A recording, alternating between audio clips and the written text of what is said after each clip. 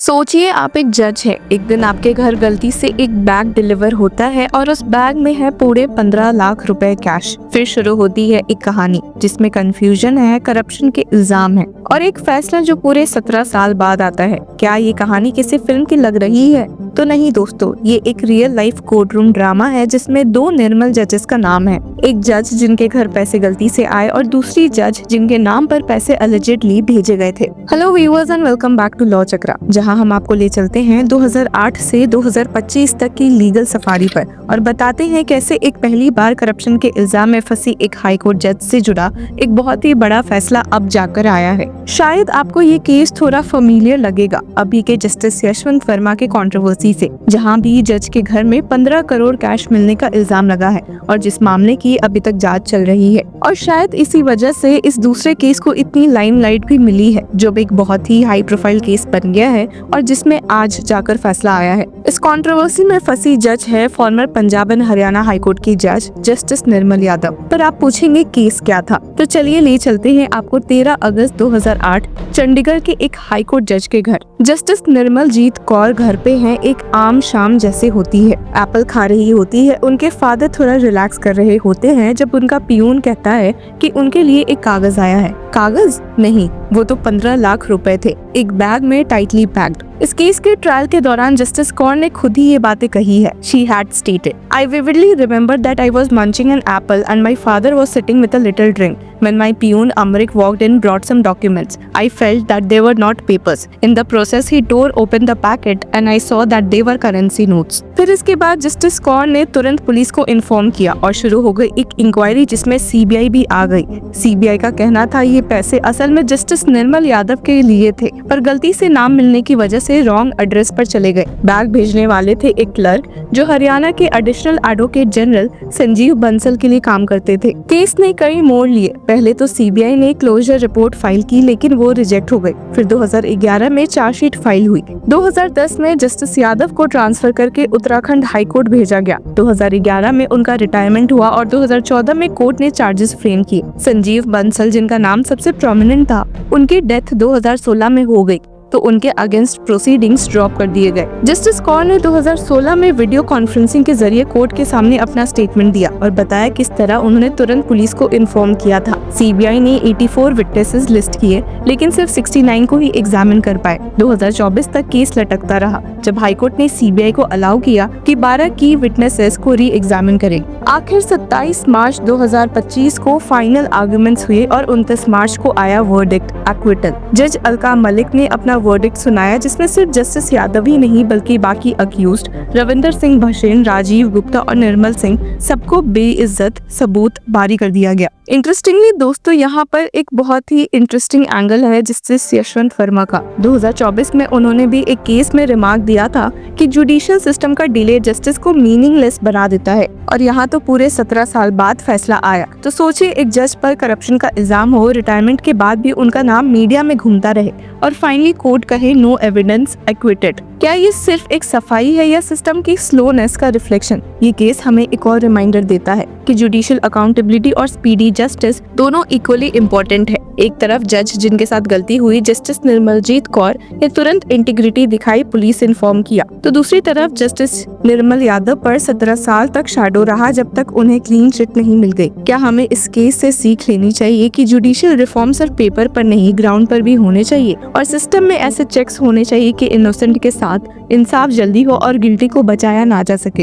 अब जस्टिस यशवंत वर्मा की स्टोरी पर आएंगे तो उन्होंने भी कहा है कि उन्हें इस केस में फंसाया जा रहा है, पर इस केस में बाकी लोगों की क्या राय है, चलिए देखते हैं। First of all, I am not aware of any of the facts.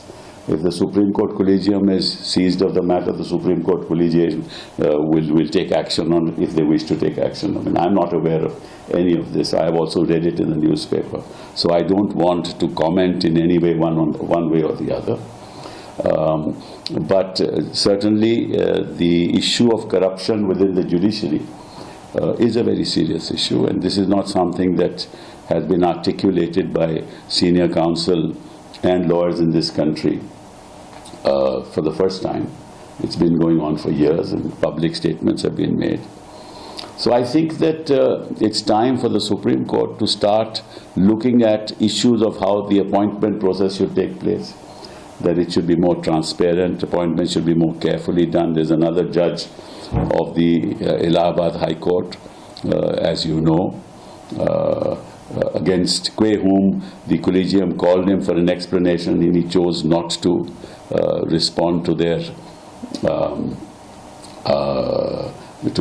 direction that he should apologize. This is what I've heard. I mean, I'm not myself privy to any of this. And thereafter, the Supreme Court collegium has kept quiet. Now, that also sends a wrong signal, if these facts are correct. If these facts are not correct, then of course my statement is also inaccurate. But it sends a wrong signal. That means that a judge can say what he wants to say, and conduct himself in whatever manner he wants to conduct himself, and the collegium will remain silent and not take any proactive action. That also sends a wrong signal to the public at large, because corruption is a serious issue, not just within the judiciary, but in society. At large, corruption is a serious issue amongst public functionaries. And corruption has, despite whatever our dear Prime Minister has said, has increased.